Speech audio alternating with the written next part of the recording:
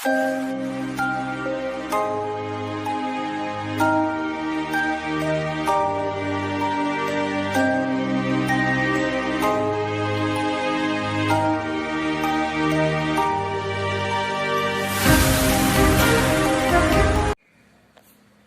कुमारी गाड़ोलिया, आदर्श विद्या मंदिर सुजानगढ़।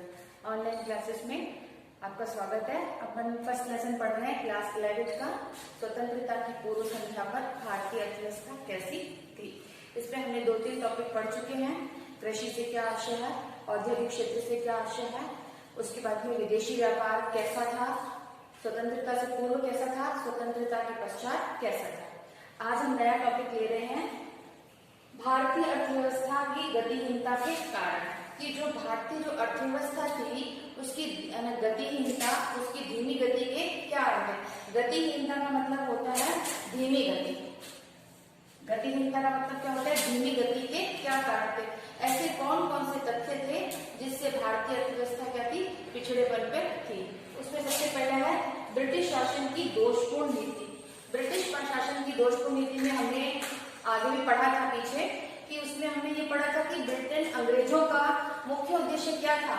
अंग्रेजों का मुख्य उद्देश्य था कि भारत में जो कच्चा माल उपलब्ध है उस कच्चे माल को कहां पर भेजा जाए, इंग्लैंड में भेजा जाए, सस्ते मूल्य पर बेचा जाए और वहां पर उस माल का उत्पादन करके उससे पक्का माल बनाकर उसे भारत में बड़ी कीमतों पर, ऊंची कीमतों पर लाकर बेचा जाए। ये अंग्रेजों की एक नीति थी। इस नीति के कारण भारत के अंदर कोई भी व्यापार नहीं हो पाता था। जितना भी कार्य होता था, जितना भी आयात और वस्तु बनती थी, सभी की सभी वस्तुओं का क्या करता, विदेशों में भेज दिया जाता था और वहां से बनाने के पश्चात हमारे देश में उनको बेचा जाता था। अंग्रेजों की इस दोषपूर्ण नीति के कारण हमारे जो उद्योग धंधे थे वो नष्ट होते गए। केवल लोगों को भी बेरोजगारी ही नहीं छा गई, बल्कि गरीबी का स्तर और अधिक बढ़ गया। क्योंकि बच्चों देखो, अगर उत्पादन ही नहीं होगा, लोगों को रोजगार ही नहीं मिलेगा तो वो मांग कहां से करेंगे। तो हमारी जो अर्थव्यवस्था थी, जो स्थिति थी, उससे भी ज्यादा पिछड़ती गई। क्योंकि भारत केवल क्या बन गया, माल को खरीदने वाला देश बन गया। बनाकर बेचने की स्थिति, निर्यात करने की स्थिति में अंग्रेजों ने भारत को छोड़ा ही नहीं। दूसरा बन था हमारा कृषि का पिछड़ापन। हम सब जानते हैं भारत एक कृषि प्रधान देश है। भारत की 70% जनसंख्या किसके ऊपर निर्भर करती है, कृषि के ऊपर निर्भर करती है। अब कृषि का पिछड़ापन स्वतंत्रता के समय, जब हमारे स्वतंत्रता से पूर्व जब अंग्रेजों हमारे यहाँ पर आए तो उन्होंने क्या किया, अंग्रेजों के ऊपर बहुत अधिक अत्याचार किए।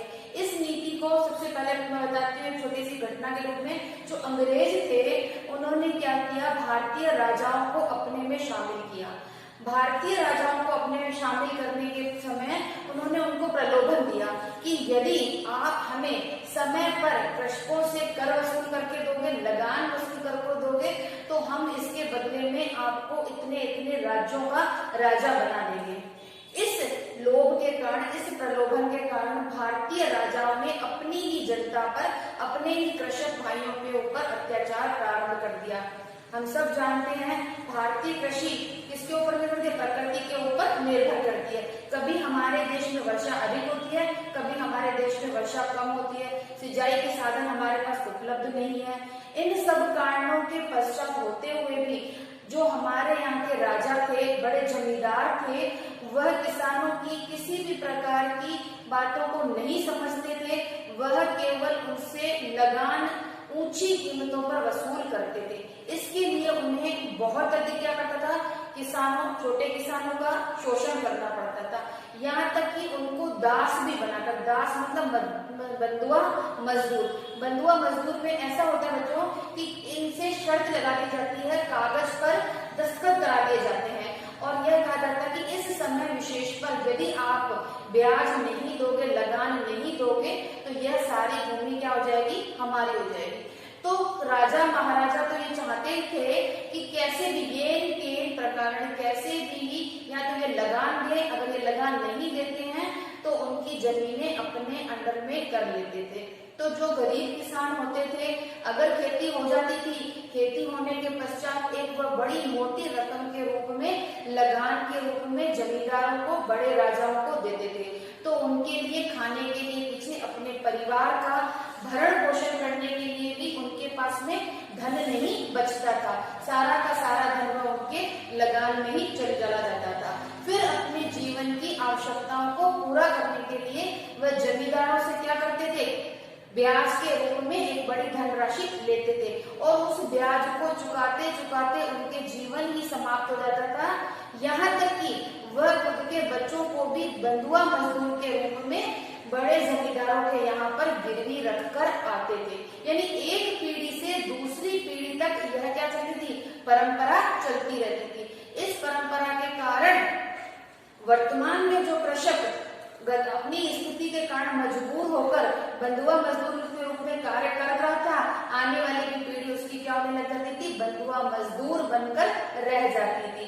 अतः अंग्रेजों ने हमें इस प्रकार क्या कर दिया था, मजबूर कर दिया था कि हमारे देश में कृषि के लिए पूर्ण रूप से साधन थे, लेकिन उसका उपयोग हमारे यहाँ पर खुद वह कृषक नहीं कर पाते थे। उसके बाद में आता है दोषपूर्ण भू व्यवस्था। दोषपूर्ण भू व्यवस्था, भूमि के जो टुकड़े होते थे उसको भाग दिया जाता था, छोटे छोटे खंडों में बांट जाते थे। इसके कारण जो व्यवस्था होती थी, एक बड़े खेत पे क्या होती थी, कृषि करना आसान होता है, अच्छी फसल प्राप्त होती है, अच्छी आय प्राप्त होती है। यदि लेकिन उसको छोटे छोटे टुकड़ों में विभाजित कर दिया जाता है या फिर गिरवी रख दी जाती है या अन्य किसानों को भूमि से बेदखल किया जाता है, तो वहां पर कृषि का स्तर नीचे गिर जाता है। फिर है पक्षपातपूर्ण व्यापारिक नीतियां। व्यापारिक नीतियों में भी अंग्रेज केवल उन्हीं व्यापार का, उन्हीं चीजों को क्या करते थे, उत्पादन के लिए करते थे जो वह नहीं लेके जा सकते थे। बाकी तो जो कच्चा माल होता था, कच्चे माल के रूप में जितना भी हमारे यहाँ पर सूती वस्त्र हुआ, कपास हुआ, पटसन हुआ, चीनी हुई, जो भी हमारे यहाँ पर उत्पादन होता था उसे अंग्रेज अपने यहाँ पर ले जाते थे। हमारे यहाँ पर उन्होंने एक भी मशीन का, एक भी कंपनी का, एक भी उद्योग का क्या किया था, विनिर्माण नहीं किया था, एक भी क्या होते हैं क्षेत्र का विकास नहीं किया था। सारा 10% केवल यहाँ पे था, 90% जो उत्पादन था वो कहाँ पर होता था, भारत के कच्चे माल का विदेशों में, इंग्लैंड में होता था। इंग्लैंड में उस माल को बनाकर उसके बाद में हमारे भारतीय बाजार में उसको बेचा जाता था। यानी हमारे जो उद्योग थे वो भी क्या हो गए, समाप्त हो गए। साधनों का निष्कासन। अब साधनों का निष्कासन का मतलब होता है कि हमारे यहाँ पर जो साधन है उन साधनों को विदेशों में लेके जाया जाए और वहां से उनको बनाकर भारत में लेके जाए। अब हमारे यहाँ का एक तो कच्चा माल जाता था, दो प्रकार से होता था, एक पूंजी का निष्कासन होता था, दूसरा हमारा होता था साधनों का निष्कासन। और साधनों के निष्कासन के अंतर्गत हमारे जितने भी प्राकृतिक साधन थे, जितने भी कच्चे माल थे, रेशम हुआ, पटसन हुआ, कपास हुआ, चाय हुआ, जूट हुआ, अभ्रक हुआ, ये सारे जिसमें भारत को क्या माना जाता था, सोने की चिड़िया कहा जाता था। इतनी संपदा होती थी, इतना कच्चा माल निकलता था, उस सारे कच्चे माल को विदेशों में लेके जाया जाता था और वहां से उसको बनाकर कहा जाता था भारत में बेचा जाता। यानी हमारे साधनों का क्या हो जाता था, वहां पर निष्कासन मनी भेजा जाता था। दूसरा, कुछ पैसा, जैसे अंग्रेज अपने अधिकारों, जो अधिकारी थे उनको वेतन देते थे, बहुत अधिक वेतन देते थे। बड़ी बड़ी जो भी ओहदे होते थे, बड़ी बड़ी जो कार्य क्षेत्र के अधिकारी होते थे, उन पे केवल अंग्रेजों को नियुक्त करते थे और उनको भारतीयों के जो रुपया होता था, बहुत बड़ी रकम उन अधिकारियों को वेतन के रूप में देते थे। या फिर अगर हम अंग्रेजों से रुपया उधार लेते थे, हमारे राजा महाराजा, उसके ऊपर एक बहुत बड़ी राशि जो होती थी ब्याज के रूप में उनसे वसूल की जाती थी। यानी एक तो हमारे वेतन के रूप में हमारा धन बाहर जा रहा था, दूसरा ब्याज के रूप में हमारा धन बाहर जा रहा था, तीसरा युद्ध आदि जो त्याग सेना की जाती थी उसके जो पैसा होता था वो भी हमारा क्या होता था, अंग्रेजों के पास में जा रहा था। तो अंग्रेज हमारा दोहरा उपयोग कर रहे थे, एक तो हमारे साधनों को बेच रहे थे, कच्चे माल को बेच रहे थे, दूसरे हमारे पूंजी के रूप में, ब्याज के रूप में, पूंजी देकर ब्याज के रूप में पैसा बेच रहे थे, अधिकारियों को वेतन के रूप में दे रहे थे। यानी कि दोनों तरफ से भारत को क्या लूटा जा रहा था।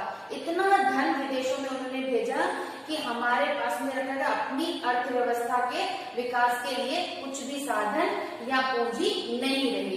तो हमारे यहाँ का पूंजी इसीलिए बताया जाता है कि दोहरा उद्देश्य क्या था? दोहरा उद्देश्य यही था कि हमारे यहाँ का धन, हमारे यहाँ की संपत्ति, हमारे यहाँ के साधन इंग्लैंड में भेजे जाएं और इंग्लैंड में माल को बनाकर भारत में एक ऐसा क्षेत्र बनाया जाए, ऐसा बाजार बनाया जाए ताकि उसकी खपत हो सके। अगला बिंदु है असंतुलित औद्योगिक विकास। असंतुलित औद्योगिक विकास कहा जाता है कि जितना भी माल हमारे यहाँ पे उत्पादन हो रहा है उन सभी का कुछ न कुछ विनिर्माण होना चाहिए, लेकिन अंग्रेज केवल उन्हीं वस्तुओं को क्या करते थे? अपने देश में लेके जाते थे जिससे उनको अधिक फायदा होते हैं। कुछ वस्तुएं कच्चे माल की यहीं पर पड़ी रह जाती थी और कुछ वस्तुएं जिनको अधिक लाभ होता था, जिनको ले जाना आसान होता था, जिनको पता होता था कि भारतीय व्यक्ति इन वस्तुओं का उपयोग करेंगे, इन वस्तुओं की डिमांड करेंगे, तो केवल वह उन्हीं उद्योगों का क्या कर रहे थे? विकास कर रहे थे। संपूर्ण विकास नहीं कर रहे थे कि सभी क्षेत्रों का विकास किया जाए, नहीं।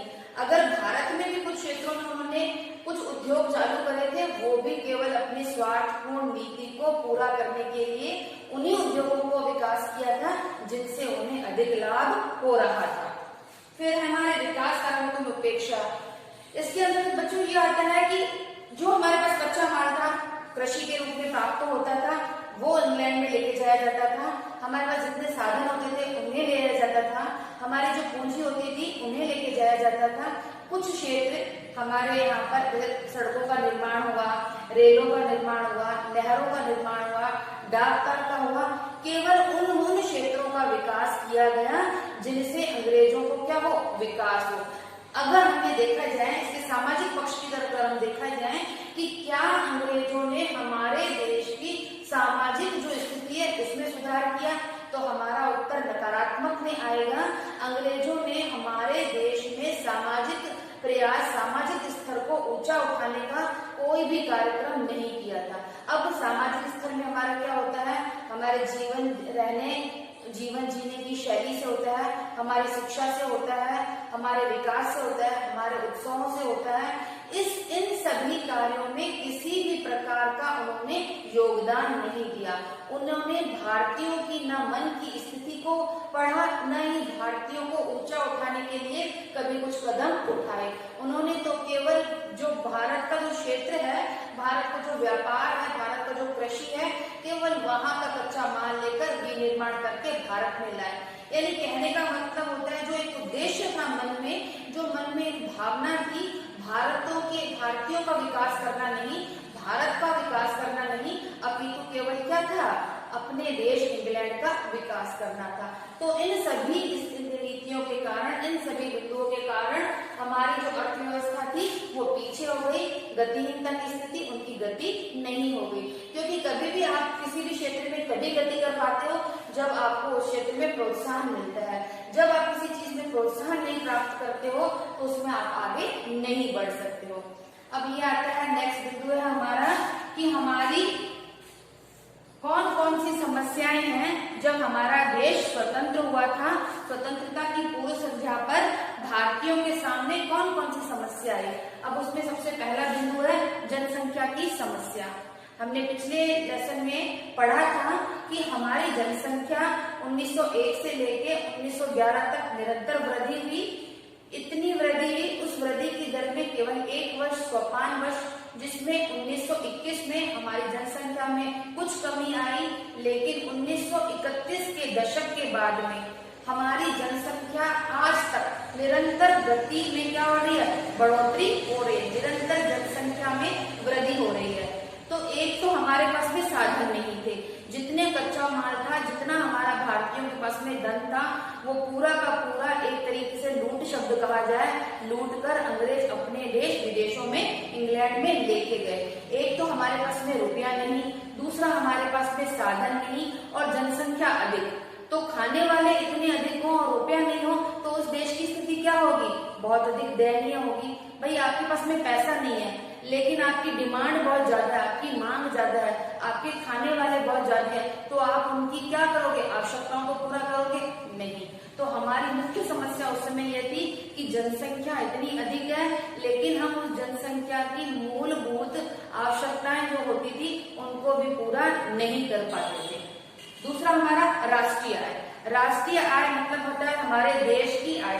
और हमारे देश की आय कितनी है, यह निर्भर करता है प्रति व्यक्ति आय पर। अगर हमारे देश के व्यक्तियों की आय अधिक होती है, हमारे देश में जितने भी व्यक्ति हैं उनकी आय अगर अधिक होती है तो उनका योग क्या कहलाता है, राष्ट्रीय आय कहलाता है। अगर किसी भी देश की राष्ट्रीय आय अधिक होगी तो वह राष्ट्र क्या कहलाता है, संपन्न राष्ट्र कहलाता है। और जिस देश की राष्ट्रीय आय कम होगी वह राष्ट्र क्या कहलाता है, पिछड़ा होता है। तो स्वतंत्रता के समय हमने देखा, हमने अवलोकन किया, सबसे पहले राष्ट्रीय आय की जो गणना की दादा भाई नौरोजी के द्वारा की गई, उन्होंने आकलन के दौरान ये बताया गया कि हमारे देश की राष्ट्रीय आय अन्य राष्ट्रों की तुलना में, अन्य देशों की तुलना में कम है। राष्ट्रीय आय कम होगी तो विकास कहाँ से होगा? किसी भी देश के पास में अगर पैसा होता है तभी क्या होता है, विकास होता है। यदि देश के पास में पैसा नहीं है तो वह विकास जो हमारी आवश्यकताएं हैं वो कहाँ से पूरी करेगा, वह नहीं कर पाता था। प्रति व्यक्ति आय कम थी।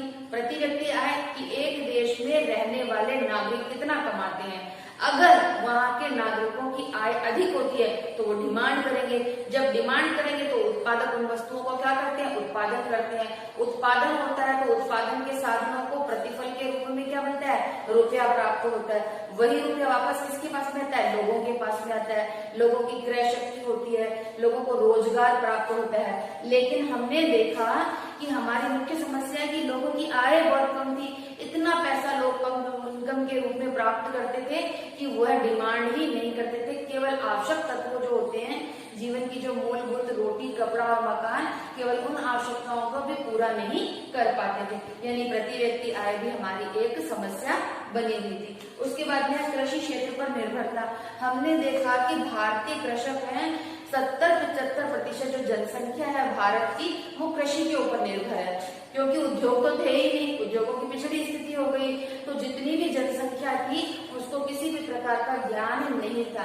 घर में 6 लोग हैं तो 6 के 6 ऊपर किसके ऊपर होते थे, कृषि के ऊपर निर्भर होते हैं। तो जब हम देखते हैं कि एक ही क्षेत्र के ऊपर यदि बहुत अधिक व्यक्ति कार्य करने लगे तो प्रतिफल के रूप में एक फसल का एक टुकड़ा है, जमीन का टुकड़ा है, फसल तो उतनी ही होगी, लेकिन कार्य करने वाले 6 जने हैं तो क्या होगा, उन 6 में बंटवारा हो जाएगा। 4 जने होंगे तो उसमें 4 में बंटवारा होगा।